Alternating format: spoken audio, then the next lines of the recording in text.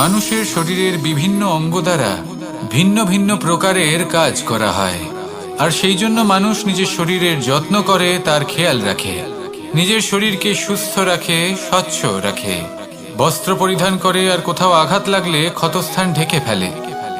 মানুষের শরীরে এমন একটি অঙ্গ আছে যা চোখে দেখা যায় না, যা অদৃশ্য থাকে, কিন্তু সেইটা দিয়ে মানুষের বিষয়ে অনেক কিছু জানা যায়। এবং মানুষের শরীরের সেই অঙ্গের নাম হলো বাণী, আপনার ভাষা। আপনি যেভাবে কথা বলেন, যার সাথে কথা বলেন, আপনি যেভাবে শব্দ চয়ন করেন, তার দ্বারা আপনার বিষয়ে অনেক কিছু বোঝা যায়, আপনার ব্যক্তিত্বের বিষয়ে অনেক কিছু বোঝা যায়। সেই জন্য সবসময় কিছু বলার আগে একটু ভেবে নিন, নিজের কথার ওপর একটু নিয়ন্ত্রণ রাখুন। আমার কথা শুনুন, এই হৃদয়কে শুদ্ধ করে তুলুন। যদি এই হৃদয় শুদ্ধ থাকে, তাহলে সর্বদা মধুর বাণী নির্গত হবে, যা সবাইকে প্রফুল্ল করে তুলবে, আর তখন এই মন প্রসন্ন হয়ে বলবে, রাধা রাধা। কিছু মানুষ চিরকাল দুঃখে থাকেন, বলেন যে দূরত্বের কারণে ওনাদের ভালোবাসা সমাপ্ত হয়ে গেছে। এমনও কিছু মানুষ আছেন যারা বলেন যে দূরত্বের জন্য ভালোবাসা বৃদ্ধি পায়। কেউ বলেন কাছাকাছি এলে ভালোবাসা বৃদ্ধি পায়, কিন্তু আসল সত্য হলো এটাই যে দূরত্ব ভালোবাসা পরিমাপ করার কোনো মাপদণ্ডই নয়। চাতক পাখিকে দেখুন, সারা বছর সে অপেক্ষা করে যে কখন বর্ষা আসবে আর ওর তৃষ্ণা নিবারণ হবে। বর্ষার জল ছাড়া ও আর অন্য কোনো জল পান করে না। তাহলে বলুন, এই যে দূরত্বের জন্য ওদের ভালোবাসা কি সমাপ্ত হলো? এই ভালোবাসা আপনার মানসিকতা বুঝতে পারে, সে আপনার মনে লুকিয়ে থাকা আবেগ বুঝে নিতে পারে। তা সে আপনি যতই দূরে চলে যান না কেন, যতই কাছে আসুন না কেন, শুধু নিজের আবেগগুলিকে কখনো মলিন হতে দেবেন না, স্বার্থ জড়িয়ে ফেলবেন না। প্রেমকে পবিত্র করে তুলুন, এই প্রেম ক্রমাগত বৃদ্ধি পাবে। আসুন আর এই ভালোবাসার সাথে বলুন, রাধা রাধা। অনেকদিন আগে একটা ব্যক্তি ছিল, নদীর ধারে তার একটা ক্ষেত ছিল, খুব সুন্দর একটা ক্ষেত। পরিশ্রম করে সেখানে সে ফসল উৎপাদন করলো। একদিন বন্যা হলো আর সমস্ত ফসল বয়ে নিয়ে গেল। প্রতি বছর বন্যা হতো আর বারবার ওর ফসল বয়ে নিয়ে যেত। সে ব্যক্তি খুব দুঃখী হয়ে পড়ল। সে ভাবল, কেন বারবার আমার সাথে এরকম হয়? তখন একজন ওকে বোঝালো যে প্রতি বছর যখন এই বন্যা আসে, তখন সে তোমার ক্ষেত উর্বর মৃত্তিকা দ্বারা পুষ্ট করে তোলে। তখন সেই ব্যক্তি বুঝতে পারল যে প্রকৃতি ওকে কত বড় একটা উপহার দিয়েছে। প্রতি বছর বন্যা শেষ হওয়ার পরে সে ফসল উৎপাদন করত এবং তাতে 10 গুণ বেশি ফসল হতো। এই সংসারে যতক্ষণ না বৃষ্টির ফোঁটা মাটিতে পড়ছে, ফসল কিভাবে উৎপন্ন হবে? যতক্ষণ না এই সোনা তীব্র আগুনে উত্তপ্ত হচ্ছে, ততক্ষণ সে কুন্দন কি করে হয়ে উঠবে? সেইভাবেই যতক্ষণ না আপনি সমস্যার সম্মুখীন হচ্ছেন, জীবনে সামনে এগোবেন কিভাবে? তাই বিপদ হোক বা সমস্যা, তার সম্মুখীন হন, আর তাও ইতিবাচক মনোভাব নিয়ে। দেখবেন অবশেষে আপনি বিকাশের পথে অগ্রসর হয়েছেন। আসুন আমার সাথে ভালোবেসে বলুন, রাধা রাধা। মানুষ নিজের জীবনে সেই সব কিছু লাভ করতে পারে যা সে কামনা করে। শুধু প্রয়োজন হলো ইচ্ছে এবং সিদ্ধান্তের। এবারে ইচ্ছে আসলে কি? সেটা হলো এই মনে প্রকট হওয়া একটি ভাবনা, একটি আবেগ। শুধু তা দিয়ে কিছুই হয় না। যখন সেই ইচ্ছের সাথে দৃঢ় প্রতিজ্ঞা জুড়ে যায়, তখন বিষয়টা এগোতে থাকে। একটা উদাহরণ দিই, ধরুন আপনি মরুভূমিতে আছেন এবং আপনি মধুর জল পান করতে চান। এটা হলো শুধুমাত্র আপনার মনের একটি ইচ্ছে। যখন এই ইচ্ছের সাথে সিদ্ধান্ত জুড়ে যায়, তখন আপনি সেই মরুভূমিতে গর্ত খুঁড়তে চেষ্টা করেন। আর যখন এই সিদ্ধান্তের সাথে নিষ্ঠা জড়িত হয়, তখন আপনাকে সেই জল লাভ করার থেকে কেউ বাধা দিতে পারে না। ইতিহাস এটার সাক্ষী, যিনি নিশ্চিত করেছেন তিনি সেই সব কিছু লাভ করেছেন যা তিনি লাভ করতে চেয়েছেন। সেই জন্য ইচ্ছে থাকা খুব দরকার, কিন্তু তাকে সিদ্ধান্তের সাথে জুড়ে নিন, সিদ্ধান্তকে নিশ্চিত করে ফেলুন, সবকিছু লাভ করবেন। আর তখন এই মন প্রসন্ন হয়ে বলবে, রাধা রাধা। এই সংসারে কোনো বস্তু হোক বা ব্যক্তি হোক, তার একার গুরুত্ব কিন্তু খুব বেশি নয়। একটা উদাহরণ হিসেবে বৃষ্টির ফোঁটাকে ভেবে দেখুন। যদি একটি বৃষ্টির ফোঁটা হয় তাহলে তার খুব বেশি গুরুত্ব থাকে না, কিন্তু যখন সহস্র বৃষ্টির ফোঁটা মেঘের মধ্যে দিয়ে ঝরে পড়ে, তখন সেটা বর্ষার রূপ ধারণ করে। সেই বর্ষা যা এই প্রকৃতিকে শান্ত করে। সেইভাবেই পাথরের ছোট টুকরো, তার খুব বেশি গুরুত্ব থাকে না, কিন্তু যখন অসংখ্য পাথরের টুকরো একত্রিত হয় তখন তা পর্বতের আকার ধারণ করে। সেইভাবেই কিছু মানুষ যখন একত্রিত হন তখন তৈরি হয় পরিবার, কিছু পরিবার যখন একত্রিত হয় তখন তৈরি হয় সমাজ, যখন অনেক সংখ্যক সমাজ একত্রিত হয় তখন তৈরি হয় রাজ্য। এবার এই রাজ্যের সব থেকে গুরুত্বপূর্ণ ব্যক্তি হতে পারেন রাজা, কিন্তু তাও সেই রাজা একা কিছু করতে পারেন না। যুদ্ধ লড়ার সময় তারও নিজের সৈন্যদলকে প্রয়োজন পড়ে। কিন্তু এই সংসারে এমন একজন ব্যক্তি আছেন যিনি একাই সব কাজ করতে থাকেন, এবং সেই ব্যক্তি হলেন মা। আমাদের জীবনে একজন পিতার ভূমিকা কিন্তু নিঃসন্দেহে অমূল্য, কিন্তু আমাদের সকলের জীবনে যে ভূমিকা একজন মায়ের তা অন্য কারোর থাকে না। একজন মা একাই সন্তানকে বড় করতে পারেন, সংস্কারী করে তুলতে পারেন, তার জন্য পরিশ্রম করেন। আর এত কিছু কাজ করার পরেও তার কাজের জন্য তিনি প্রশংসা অবশ্য পান না। উল্টে যদি সেই সন্তান অনুচিত পথে চালিত হয়, অনুচিত কর্ম করে, তখন সেই মাকেই অপবাদের পাত্র হয়ে উঠতে হয়। আমাদের জীবনে মায়ের যোগদান কতটা সেটা বুঝুন। আপনাকে বড় করে তোলার জন্য উনি কতটা পরিশ্রম করেছেন সেটা বুঝুন। আজ থেকে, এখন থেকে, এই মুহূর্ত থেকে মাকে সম্মান করতে শিখুন। যখন সময় পাবেন, যখন সুযোগ হবে, তখন তার প্রশংসা করুন, ওনারও ভালো লাগবে। আর মায়ের এই মমতার জন্য, তার এই ভূমিকার জন্য আসুন সবাই মিলে আমরা তাকে প্রণাম করি, আর সকলে মিলে ভালোবেসে বলি, রাধা রাধা। এটা কোনো এক সময়ের কথা।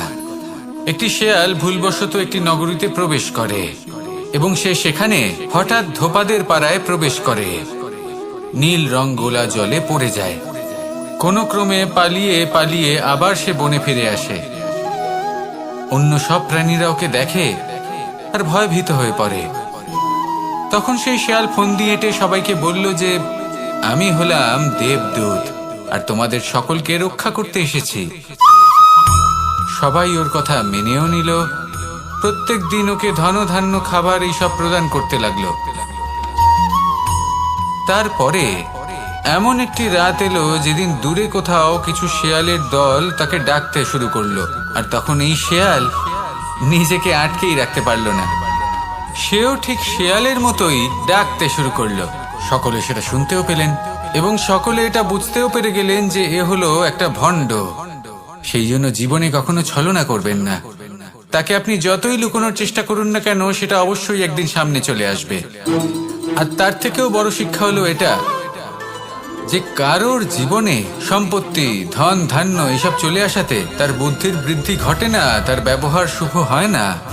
এটা তখন হয় যখন সেই ব্যক্তি সেটা নিজে পেতে চায়, তার জন্য ভাবনা চিন্তা করে, কর্ম করতে থাকে। আর যখন একজন ব্যক্তি নিজের বুদ্ধি এবং ব্যবহার উন্নত এবং শ্রেষ্ঠ করে তুলতে পারেন, তখন তিনি নির্ধন হয়েও ধন অর্জন করতে পারেন। ঠিক পদ্মফুলের মতো। একটি পদ্মফুল কিন্তু জন্ম নেয় পাকের মধ্যে। তারপরেও এই পদ্মফুল দেবতাদের প্রসাধনের অঙ্গ হয়ে ওঠে। আসুন আর আমার সাথে ভালোবেসে বলুন, রাধা রাধা। মানুষ নিজের জীবনে অনেক বস্তু, অনেক ব্যক্তিকে অনাদর করে থাকে। ভাবে যে ওর কোনো মূল্যই নেই, এটা তো কোনো কাজেই লাগবে না। এবার ভাবুন যে আপনি কোনো পথে হাঁটছেন আর আপনার পায়ে একটা কাঁটা ফুটে গেল। তখন আপনি যাই করুন না কেন, তলোয়ার দিয়ে আপনি সেই কাঁটা বের করতে পারবেন না। তার জন্য আপনার দরকার পড়বে একটি সূচের।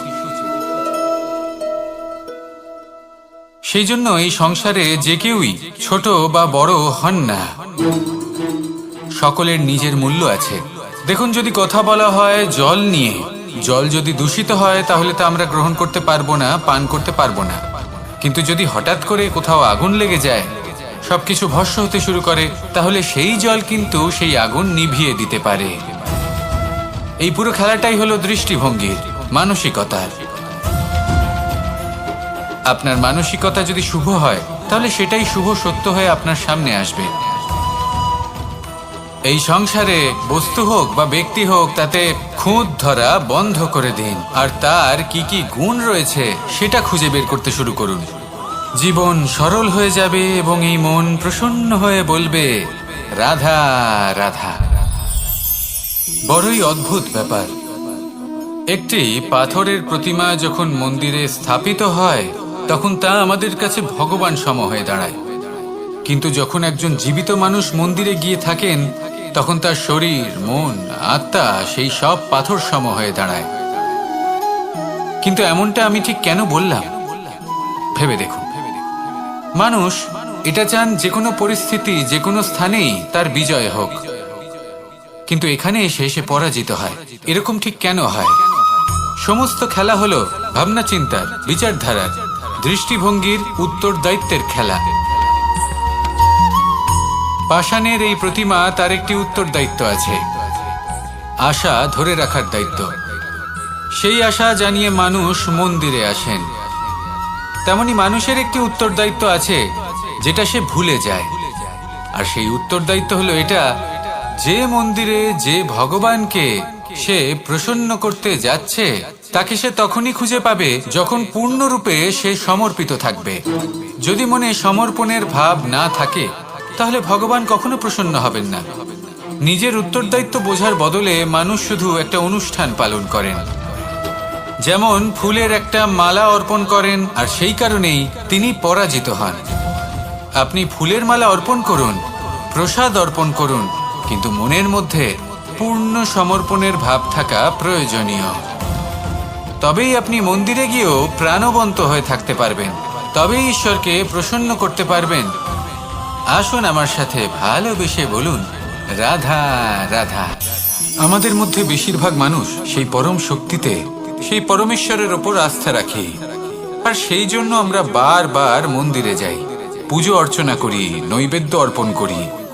কিন্তু অত্যন্ত গুরুত্বপূর্ণ একটা বিষয়ে আমরা ভুলে যাই, আর সেটা হলো যে পাষাণের সেই প্রতিমা যা মন্দিরে স্থাপন করা হয়েছে, তাদের মধ্যে আমরা ঈশ্বরকে খুঁজে পাবো না যতক্ষণ না বাড়িতে বিরাজমান ঈশ্বর অর্থাৎ আমাদের মাতা পিতা, তাদেরকে আমরা সেবা করছি।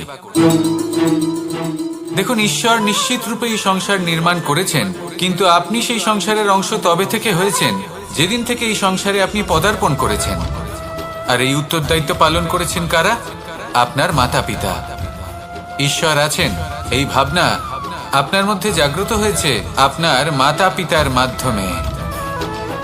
সেই জন্য মন্দিরে গিয়ে আপনি যতই প্রসাদ বিতরণ করুন তার কোনোই অর্থ নেই যদি ঘরে বসে থাকা মাতা পিতা অভুক্ত থাকেন। মন্দিরে গিয়ে পরমেশ্বরকে প্রসন্ন করার পূর্বে ঘরে বিরাজমান ঈশ্বর মানে আপনার মাতা পিতা, তাদের সেবা করুন, তাদের প্রসন্ন করুন। ঈশ্বর নিজে থেকেই প্রসন্ন হয়ে যাবেন। আসুন আমার সাথে ভালোবেসে বলুন, রাধা রাধা। প্রেম আড়াই অক্ষর, মাত্র আড়াই অক্ষরের এই শব্দ প্রেম, এর মধ্যে ত্রিলোকের এবং সমগ্র ব্রহ্মাণ্ডের বীজ নিহিত আছে। এমন কি আছে যা এই প্রেম করতে পারে না? যেখানে শক্তি এবং বিদ্যা প্রয়োগ করে আপনি কিছুই করতে পারবেন না, সেটাও প্রেম দ্বারা অর্জন করা সম্ভব। প্রেম চাইলে পাথরেও ফুল ফোটাতে পারে। প্রেম চাইলে ন্যাড়া পাহাড়ের বুক চিরে নদীপথ তৈরি করতে পারে। চাইলে নিরক্ষর ব্যক্তিকে সংসারের শ্রেষ্ঠ জ্ঞানী করে তুলতে পারে। শুধুমাত্র এই প্রেমের জন্য সবার দুষ্টু কানাই ঘনশ্যাম হয়ে উঠেছিল। শুধুমাত্র এই প্রেমের টানেই ত্রিলোকের স্বামী দ্বারকাধীশ নির্ধন সুদামার পদসেবাও করেছিলেন। এই প্রেম হলো সংসারের সবথেকে বড় শক্তি। এই সংসারের আধার হলো প্রেম। এমন কিচ্ছু নেই যা এই প্রেমের পক্ষে সম্ভব নয়। যেখানে বিদ্যা এবং শক্তি সাহায্য করতে পারে না, সেখানে এই প্রেম আপনাকে জয়ী করে দিতে পারে।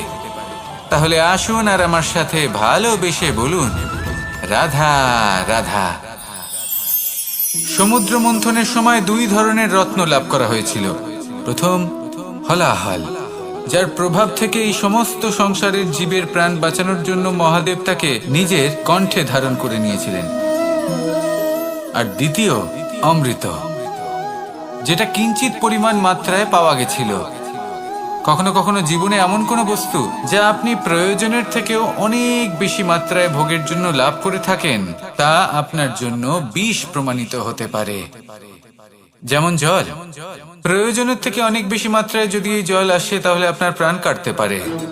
কিন্তু পরিশ্রমের পরে এক পাত্র শীতল জল দ্বারা আপনি যদি স্নান করে নেন, তাহলে তা আপনার শরীরের জন্য অমৃত হবে। পরিশ্রম করার পরে যদি আপনার শরীর এক পাত্র খাবার লাভ করে, তাহলে তা আপনার শরীরের জন্য অমৃত। কিন্তু যদি কোনো পরিশ্রম না করেই আপনি দিনরাত শুধুই খাবার গ্রহণ করতে থাকেন, তাহলে আপনার কাছে তা বিষ সমান। বিষ এবং অমৃত গ্রহণ করাটা আপনার উপরে নির্ভর করছে। কোনো বস্তু আপনার পক্ষে বিষও হতে পারে, আবার অমৃতও হতে পারে। নির্ভর করছে যে আপনি সেটা কিভাবে ব্যবহার করছেন, কতটা মাত্রায় ব্যবহার করছেন। আসুন আমার সাথে ভালোবেসে বলুন, রাধা রাধা। হয়তো আপনার মনে কখনো এই প্রশ্ন আসতে পারে যে ইমারত কেন নির্মাণ করা হয়, কেন উৎসব পালন করা হয়, কেন মানুষ নিজেদের জন্মদিন পালন করেন, কেন দোল, বিজয়া দশমী, রাখি, দীপাবলির মতো উৎসব পালন করা হয়। যদি এগুলো পালন না করা হয় তাতে কি যায় আসে? যদি এই দোল উৎসব পালন না করা হয়, তাহলে কি এই সংসার ভুলে যাবে যে নারায়ণের প্রতি ভক্তির কারণে ভক্ত প্রহ্লাদকে অগ্নি স্পর্শও করতে পারেনি? যদি বিজয়া দশমী পালন না করা হয়, তাহলে কি এই সংসার ভুলে যাবে যে এই দিনে শ্রীরাম রাবণকে বধ করেছিলেন? যদি আমরা দীপাবলির এই উৎসব পালন না করি, তাহলে কি এই সংসার এটা ভুলে যাবে যে অযোধ্যাতে অমাবস্যার এমন এক রাত এসেছিল যে রাত্রে অযোধ্যা পূর্ণিমার থেকে বেশি উজ্জ্বল হয়ে উঠেছিল? যদি এই রাখি উৎসব পালন না করা হয়, তাহলে কি এই সংসারের ভাই এবং বোনেরা একে অপরের প্রতি ভালোবাসা কি সেটা ভুলে যাবেন? বিষয়টা ভুলে যাওয়ার নয়, বিষয়টা হলো মনে রাখা। যখন জীবনে আমরা কোনো একটা স্থানে পৌঁছই, উপলব্ধিগুলোর উৎসব পালন করি, যাতে সেই মুহূর্তে আমরা সকলের মধ্যে আনন্দ ছড়াই এবং মানুষ সেই মুহূর্তটা মনে রাখেন। এই স্মৃতিগুলোই মানুষের মধ্যে বিশ্বাসের জন্ম দেয়। এই বিশ্বাস যে আগামী যেদিন আসছে তাতে আরো আনন্দের সম্ভাবনা রয়েছে। ভালোবাসার এই উৎসব, ভালোবাসার এই পার্বণ, এটা মানুষের মনে বিশ্বাসের জন্ম দেয় যে প্রত্যেক যুগে কেউ না কেউ এসেছে এবং পরবর্তীতেও আসবে। তাহলে আসুন আমরা ডুবে যাই আমার লীলার এই প্রেম যাত্রায় এবং ভালোবাসার এমন একটা উৎসব পালন করা যাক যা এই সংসার যুগ যুগ পর্যন্ত মনে রাখবে। তাহলে আসুন আর আমার সাথে ভালোবেসে বলুন, রাধা রাধা। প্রেমের পরিভাষা আসলে কি? ভিন্ন ভিন্ন ধরনের ব্যক্তি, ভিন্ন ভিন্ন ধরনের প্রেমী আলোচক বিভিন্ন ধরনের পরিভাষা প্রদান করেন এই প্রেম নিয়ে। কিন্তু প্রত্যেকের মনেই কখনো কখনো এই প্রশ্ন এসেছে, এই ভালোবাসা আসলে কি? নিজের প্রিয়তমকে জয় করাই কি প্রেম? চার হাত এক হয়ে যাবার নামই কি প্রেম? নিজের আবেগ ব্যক্ত করাই কি ভালোবাসা? না, প্রেমের অর্থ কাউকে লাভ করা নয়, বরং তার মাঝে বিলীন হয়ে যাওয়া। যদি কারোর হাত ধরে থাকি, তাহলে আজীবন তার সাথে পথ চলা হলো প্রেম। প্রেম শুধুমাত্র সেটা নয় যা প্রেমী আর প্রেমিকার কেশদামে মালা বেঁধে দেয়। মাতা পিতার জন্য দিনরাত পরিশ্রম করা, নিজের পরিবারের জন্য দিনরাত পরিশ্রম করা, সেটাও প্রেম। নিজের বন্ধুদের জন্য, আপনজনের জন্য সবকিছু উজাড় করে দেওয়ার নাম হলো ভালোবাসা। নিজের মাতৃভূমির জন্য সাহসের সাথে লড়াই করা এবং আনন্দে নিজের জীবন ত্যাগ করে দেওয়াও কিন্তু প্রেমের নামান্তর। সেই জন্য যারা বুদ্ধিমান ব্যক্তি তারা কখনো প্রেমের পরিভাষা খুঁজতে চান না, কারণ তারা জানেন যে এই প্রেম কতটা বিশাল। তারা জানেন যে এই প্রেম হলো এক বিশাল সাগর, যাকে নিজের মুঠোয় ধরে রাখা যায় না। সেই জন্য এই প্রেমের সাগরে ডুবে যান এবং সকলকে ভালোবাসতে শিখুন। যদি সবাইকে ভালোবাসতে পারেন তাহলে তাদেরও কল্যাণ হবে যারা আপনাকে ভালোবাসে, তাদেরও কল্যাণ হবে যাদেরকে আপনি ভালোবাসেন, আর আপনারও কল্যাণ হবে। আর তখন এই মন ভালোবেসে বলবে রাধা রাধা। কখনো কখনো আমরা খুব ব্যথিত হয়ে পড়ি। আমরা নিজেদের পরিবারের জন্য এত কিছু করি আর তারা আমাদের দেখলেই ভয়ভীত হয়ে পড়ে, আমাদের দেখলে বিরক্ত হয়। কখনো নিজেদের সন্তানকে বিকাশের পথে অগ্রসর করার জন্য আমরা তাদের উপর একটু জোর দিই যাতে তারা পরিশ্রম করে, কিন্তু সেই সন্তান আমাদের উপর বিরক্ত হয়ে পড়ে। কখনো সন্তানকে সঠিক শিক্ষা দেওয়ার জন্য আমরা তাদের কিছু সীমা নির্ধারিত করি, তখন সেই সন্তানের চোখে নিজেদের জন্য আমরা ঘৃণা দেখতে পাই। মানুষ কেন ব্যথিত হবেন না? দেখুন, যখন সূচের দ্বারা আপনি বস্ত্র সেলাই করেন তখন সূচের আঘাত সেই বস্তুকে সহ্য করতে হয়, কিন্তু তাতে সেই সূচ বা আপনার উদ্দেশ্যে কোনো প্রভাব পড়া উচিত নয়, কারণ আপনি তো আপনার কর্ম করছেন, আর তাও পূর্ণ নিষ্ঠা ভরে, এবং অবশেষে আপনার উদ্দেশ্য শুভ প্রমাণিত হবে। তাই কেউ বিরক্ত হচ্ছে বলে বা কারোর চোখে নিজের প্রতি ঘৃণা দেখার ভয় কখনো পিছিয়ে যাবেন না। কষ্ট না করে বিকাশ সম্ভব নয়। কর্ম করতে থাকুন, সব কিছু শুভ হবে। আসুন আমার সাথে ভালোবেসে বলুন রাধা রাধা। মাতা পিতার মনে সবসময় এই বাসনা বাস করে যে ওনাদের সন্তানের যেন মঙ্গল হয়।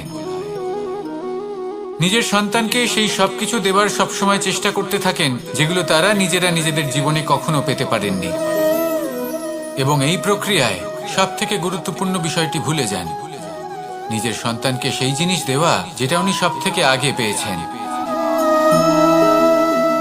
আমি ধনের কথা বলছি না, আমি বলতে চাইছি নিজের অভিজ্ঞতা দ্বারা ওনারা যে মানসিক স্থিতি লাভ করেছেন, ওনারা যে মর্যাদা লাভ করেছেন, যে শিক্ষা ওনারা লাভ করেছেন, সবার আগে নিজের সন্তানকে সেটা দেওয়া প্রয়োজন। সেটা যদি নিজের সন্তানকে দিতে পারেন তাহলে এই সন্তান জীবনে তার পথে এগোতেও পারবে, ধন অর্জনও করতে পারবে এবং শক্তিশালী অনুভবও করতে পারবে। সেই জন্য সন্তানকে সবার আগে সেটা দান করুন যেটা সব থেকে বেশি মূল্যবান। সেটা দিন যেটা আপনি সবার আগে লাভ করেছেন। আসুন আমার সাথে ভালোবেসে বলুন রাধা রাধা। ধন, সম্পদ, ঐশ্বর্য, মানুষ হয় নিজের সৌভাগ্যের দ্বারা এগুলো লাভ করে থাকেন বা কর্মের দ্বারা। সৌভাগ্য আসলে কি? গ্রহের দশা যা প্রত্যেক মুহূর্তে বদলাতে থাকে। কর্মের মাধ্যমে যখন আপনি ধন অর্জন করেন তখন সেই ধন আপনার আগামী প্রজন্ম লাভ করে। সেটা হয় সে ভোগ করে বা তার জন্য তার ভোগান্তি হয়, আর এটা নির্ভর করছে আপনার কর্মের ওপরে। কি কর্ম করেছেন আপনি সেই ধনকে লাভ করার জন্য? যদি আপনি সৎ পথে চলেন, নিষ্ঠা ভরে আপনি কর্ম করে থাকেন এবং তার ফলে আপনি ধন অর্জন করে থাকেন, তাহলে আপনার আগামী প্রজন্ম সেটা ভোগ করবে, সেটা প্রয়োগ করবে নিজের বিকাশের জন্য। কিন্তু যদি আপনি কুকর্ম করে থাকেন, কোনো রকম ছলনা করে থাকেন এই ধন লাভ করার জন্য, তাহলে 100% আপনার আগামী প্রজন্মকে এর জন্য ভুগতেই হবে। তাহলে আপনি কি চাইবেন? যে আপনার আগামী প্রজন্ম সুখ ভোগ করবে নাকি আপনার কুকর্মের পরিণাম ভোগ করবে? নির্বাচন আপনারই। আসুন আমার সাথে ভালোবেসে বলুন রাধা রাধা। কর্ণ, সূর্যপুত্র কর্ণ, স্বয়ং সূর্যের পুত্র, দেবী কুন্তির প্রথম পুত্র। সেই কর্ণ যার একটি বাণ আমার রথকে, সেই রথ যার ওপর মহাবলী অর্জুন বিরাজমান ছিলেন, যার পতাকায় স্বয়ং হনুমান ছিলেন, সেই রথকে তার একটি বাণ ধসিয়ে দিতে পেরেছিল। দৈব কবচ কুণ্ডলধারী কর্ণ, সেই কর্ণ যুদ্ধক্ষেত্রে নিজের সমাপ্তির সম্মুখীন হলেন। কারণ কি ছিল? নির্বাচন। দুর্যোধনের সাথে বন্ধুত্ব রাখার জন্য তার অনুচিত কর্মে কোনোদিন কোনো প্রতিবাদ করেননি, তাকে সঙ্গ দিয়েছেন এই নির্বাচন। যখন দ্রৌপদীর বস্ত্রহরণ হচ্ছিল, তখন তাকে বাধা দেওয়ার বদলে নীরব থাকার নির্বাচন, তার বিরোধিতা কখনো না করার নির্বাচন, এই নির্বাচনই কারণ হয়ে দাঁড়ালো কর্ণের পতনে। এই সংসারে সবার উপকার আপনি স্বীকার করতে পারেন, তাকে সম্মানও করতে পারেন, কিন্তু তার সামনে এতটাও নত হবেন না যে নিজের অন্তর্মনের কথাটা আপনি শুনতে না পান। নির্বাচন যদি ধর্মসঙ্গত হয় তবেই তা শুভ হয়। আসুন আমার সাথে ভালোবেসে বলুন, রাধা রাধা। ভীষ্ম একটা মহান নাম, দেবী গঙ্গার সুপুত্র। স্বয়ং বৃহস্পতি এবং পরশুরাম ছিলেন ওনার শিক্ষাগুরু। অত্যন্ত মহান যোদ্ধা ছিলেন, কিন্তু এই মহান যোদ্ধা ইনি ইতিহাসে আজ পর্যন্ত সেই সম্মান পেলেন না যার উনি যোগ্য ছিলেন। কারণ নির্বাচন। রাজ সিংহাসনের সেবা করার প্রতিজ্ঞা নিয়েছিলেন উনি। এবার রাজ সিংহাসনে যেই বসুক না কেন তার সেবা করা, তার প্রত্যেক আদেশ পালন করা, এটাই ছিল ওনার প্রতিজ্ঞা। তা সেই ব্যক্তি উচিত হোক বা অনুচিত, সে উচিত পথে চলুক বা অনুচিত পথে চলুক, সুপাত্র হোক বা কুপাত্র, উনি তার সেবা করতে থাকলেন, তার প্রত্যেক আদেশ পালন করতে থাকলেন, নিজের প্রতিজ্ঞা পালন করতে থাকলেন। ধৃতরাষ্ট্র নেত্রহীন অবশ্যই ছিলেন, কিন্তু এতটাও নেত্রহীন ছিলেন না যে উনি প্রজাদের চোখের জল, ধর্ম অধর্ম দেখতে পাবেন না। উনি সব বুঝতে পারতেন। আর এদিকে ভীষ্ম নিজে প্রতিজ্ঞাবদ্ধ হয়েছিলেন। দুর্যোধন অনুচিত পথে চালিত হচ্ছিল, তাও উনি তাকে সঙ্গ দিতে থাকলেন। আর পরিণামস্বরূপ আজ পর্যন্ত ইতিহাসে উনি সেই স্থান পেলেন না, সেই সম্মান পেলেন না যার যোগ্য উনি ছিলেন। যদি আপনি কোনো প্রতিজ্ঞা করে থাকেন, তা সে যতই কোনো উচিত কারণের জন্য হোক না কেন, যদি আস্তে আস্তে সময়ের সাথে সেই প্রতিজ্ঞা আপনাকে অনুচিত পথে চালিত করে অধর্মের পথে নিয়ে যায়, পাপের পথে নিয়ে যায়, তাহলে সেই প্রতিজ্ঞা ভঙ্গ করা অত্যন্ত আবশ্যক। সময় অনুসারে নিজেকে বদলানো আবশ্যক, নয়তো এই প্রতিজ্ঞা আপনাকে দিয়ে পাপ কর্ম করাবে, কুকর্ম করাবে, আর আপনার বিনাশের কারণ হবে। আসুন আমার সাথে ভালোবেসে বলুন, রাধা রাধা।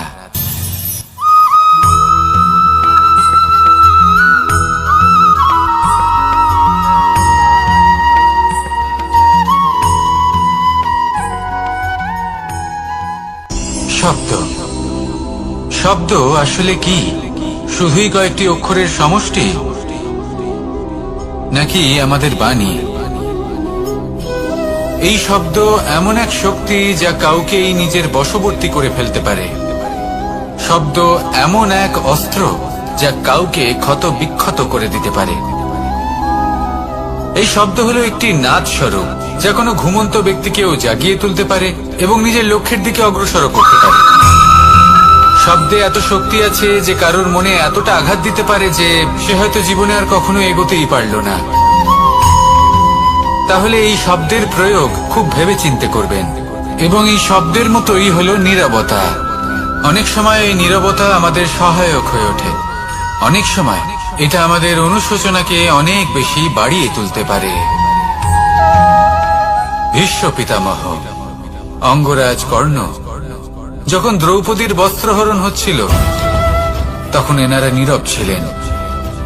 দুর্যোধনের বিরোধিতা করেননি, ওকে বাধা দেননি।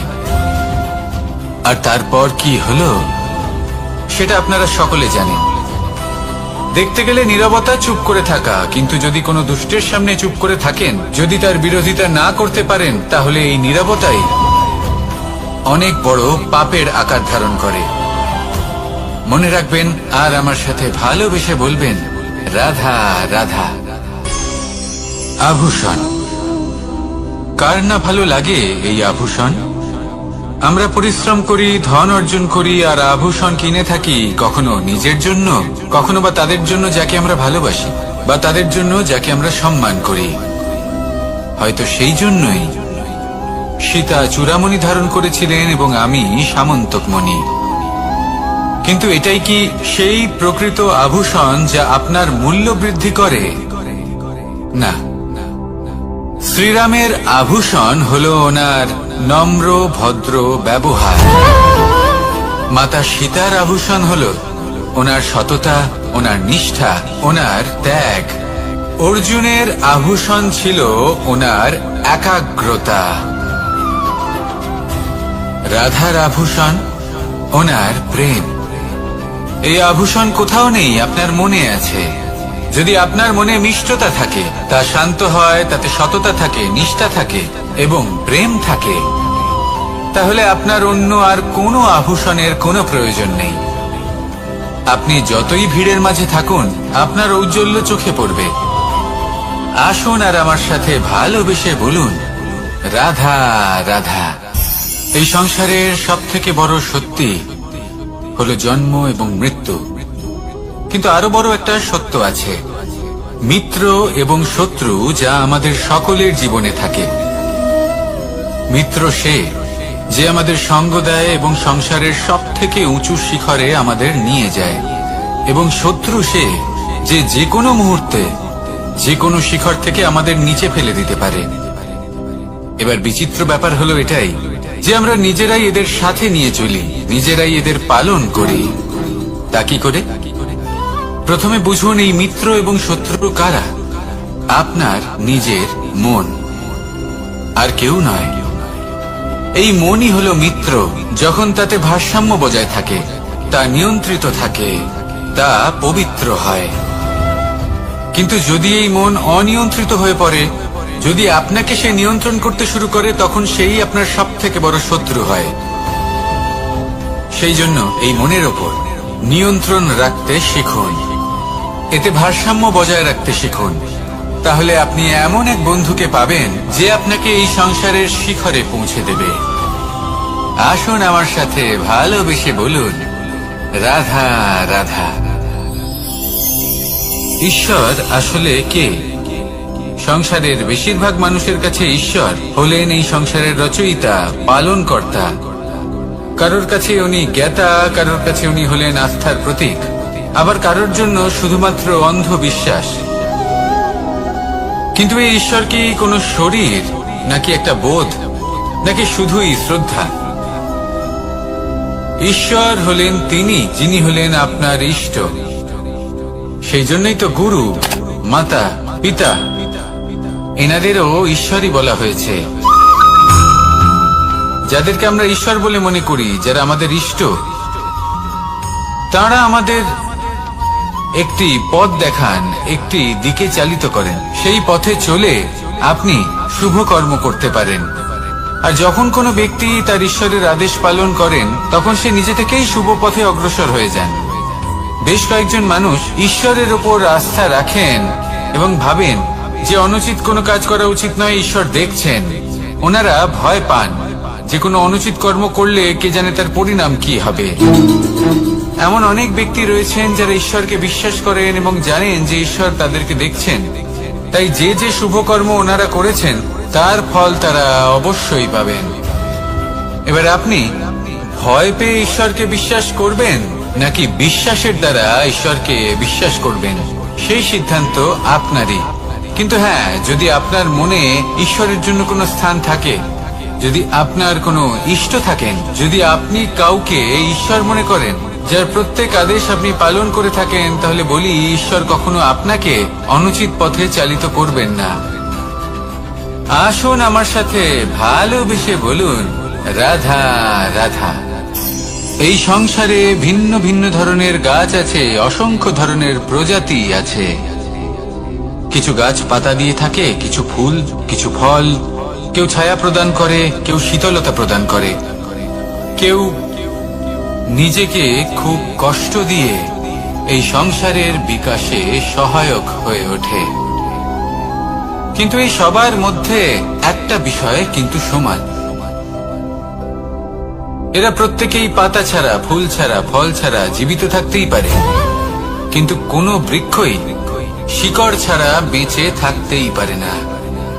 এটাই হলো রাধার। ঠিক সেইভাবেই আমাদের জীবনে শক্তি হোক, ধন হোক বা সাফল্য হোক, আমাদের বা আমাদের পরিবারের প্রসন্নতাই হোক, এই সবকিছুর আধার হলো, সবকিছুর মূল হলো পরিশ্রম। তাই জীবনে চিরকাল পরিশ্রম করতে থাকুন। যদি আপনি জীবনে মহান হবার পথে অগ্রসর হতে চান, তাহলে পরিশ্রম করুন। এই পরিশ্রম দ্বারাই নিজের পরিবারকে প্রসন্ন করুন, নিজের বন্ধুদের প্রসন্ন করুন, এই সমাজকে গর্বিত করুন। আসুন আমার সাথে ভালোবেসে বলুন, রাধা রাধা। এই সংসারের সব থেকে বড় রোগ কোনটা? কেউ বলবে মানসিক রোগ, কেউ বলবে সেই রোগ যা সর্পদংশনের ফলে হয়ে থাকে। এই সংসারে ভিন্ন ভিন্ন ধরনের রোগ আছে এবং তার সাথে ভিন্ন ভিন্ন ধরনের যন্ত্রণাও রয়েছে। এমন একটা রোগ আছে যা চোখে দেখা যায় না, যা আপনার শরীরে কোনো দাগ রেখে যায় না, কিন্তু আপনার আত্মাকে পর্যন্ত ক্ষত বিক্ষত করে, অসুস্থ করে তোলে, বিনাশ করে দেয় আপনাকে এবং তার সাথে আপনার আত্মাকে। এই অসুখের নাম হলো লালসা। লালসা, যে কর্ম সাধন করেছেন তার থেকে বেশি ফল লাভ করার আশা। লালসা, যা আজ আছে তার থেকে অনেক বেশি লাভ করার ইচ্ছে। এই ইচ্ছে এই সংসারে সবার থেকে এগিয়ে থাকার আপনাকে প্রেরণা যোগাবে, কিন্তু তার জন্য আপনাকে অপরাধযোগ্য কাজ করতে উৎসাহিত করবে। আপনার বন্ধু, আপনার আত্মীয়, আপনার পরিবার, এই সবার থেকে আপনি কখন দূরে চলে যাবেন আপনি বুঝতেই পারবেন না। উচিত অনুচিত কোনটা, ধর্ম অধর্ম কোনটা, সব ভুলে যাবেন আপনি। সেজন্য মনে রাখবেন, নিজের জীবনে যদি আপনি লালসার থেকে নিজেকে দূরে রাখতে পারেন, তাহলে এর অর্থ হলো যে আপনি এই সংসারের সব থেকে বড় অসুখের ওপর বিজয় লাভ করেছেন। আসুন আমার সাথে ভালোবেসে বলুন, রাধা রাধা। এই সাগর কত বিশাল আকার, কখনো শান্ত কখনো উত্তাল, কিন্তু এই সাগরকে এত মহান কে করে তুলল? জল। এবার এই জলের যাত্রা দেখুন, সেটা কতটা কঠিন। এই জল সাগরে থাকে, সূর্য ওকে এতটা উত্তপ্ত করে তোলে যে এই জল নিজের অস্তিত্ব হারিয়ে ফেলে এবং বাষ্পে পরিণত হয়ে হাওয়ায় মিলিয়ে যায়। তারপরে আকাশে যায় আর নিজের অস্তিত্ব আবার হারিয়ে ফেলে, মেঘে পরিণত হয়। তারপর এই মেঘ কোথাও গিয়ে কোনো পর্বতে ধাক্কা খায়, তারপর আবার এই জল নিজের অস্তিত্ব হারায়। তারপরে বর্ষার রূপ ধারণ করে তা বর্ষিত হয়, বা কোনো পর্বতের চূড়ায় তার শিখরে বরফের রূপ ধারণ করে। তারপরে এই বর্ষা মাটির দিকে নিজের যাত্রা শুরু করে। এবার মাটিতে ঝরে পড়া এই বর্ষা স্রোতের আকার ধারণ করে এবং আস্তে আস্তে বইতে থাকে। এই নদীর আকার ধারণ করে এবং নদী রূপে বইতে বইতে পাথরে ধাক্কা খায় বা কোনো পর্বতে ধাক্কা খায়, আর তারপর এই নদী এসে সাগরে সমাহিত হয়ে যায়। নদীর এই জল আবারও নিজের অস্তিত্ব হারিয়ে ফেলে, কিন্তু এইবার সেই জল নিজেই সাগরে পরিণত হয়। এটা আমাদের সকলের জন্য একটা শিক্ষা যে এই সংসারে জীবন এবং সময়ের হলো এক অনন্ত যাত্রা। এই সংসারে যা কিছু আছে তার সূত্রপাত কোথাও একটা হবেই। সেই জন্য মৃত্যু এবং সমাপ্তির চিন্তা ত্যাগ করে দিন। আর যে সূত্রপাত আপনি লাভ করছেন তার আনন্দ উপভোগ করুন। ভেবে দেখুন আপনি কিভাবে শ্রেষ্ঠ কর্ম করতে পারেন যাতে এই সংসার এবং এই সমাজ এই দুইয়ের মঙ্গল সম্ভব। আসুন আমার সাথে ভালোবেসে বলুন রাধা রাধা।